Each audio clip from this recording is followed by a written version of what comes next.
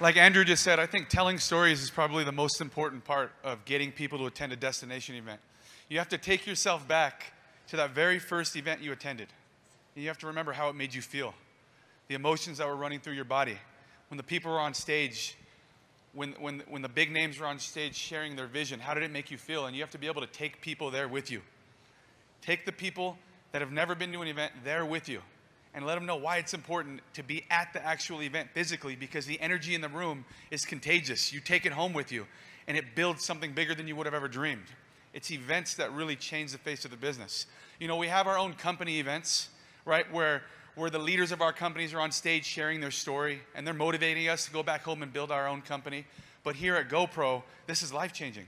This is a neutral environment where you have the top people from all around the world, from all companies, selling you on the industry, selling you on the lifestyle and what can be accomplished through this. This event, GoPro, has changed my business ridiculously. You've created Danian Fire from GoPro, right? Stefano Logato from GoPro. This is the event that I look forward to every single year. I'm always promoting my own company events. I want my team to attend those, but it's the feeling that you get when you're here.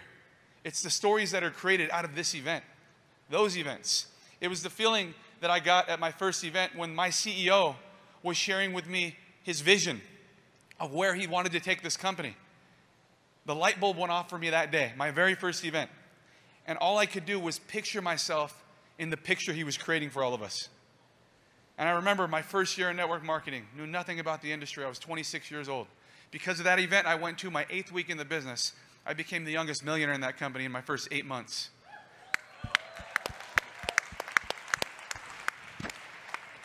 And it's you going back to the drawing board after you've went to that event and already planning for the next event well before it's happened. Not a week before, not a month before, but right when you leave that event, you're promoting the next one.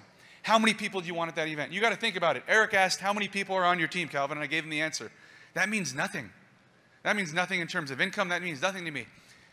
The real question should be, how many people do you have at the events? How many people do you have at your company events? Because your team is really only as big as that number, as the amount of butts in those seats. And when you're planning on how many people you want to get to the next event, you can break it up. You don't have to make it so hard on yourself, so that way it's an unbelievable number for you. You could put down a number, and that's your goal, and you can go find those people that are working the hardest on your team, those influential people, and you could break that number up between those people. And you can help them do that, and you can help drive depth that way, right? But the biggest thing is getting every single person to share their story with as many people as possible.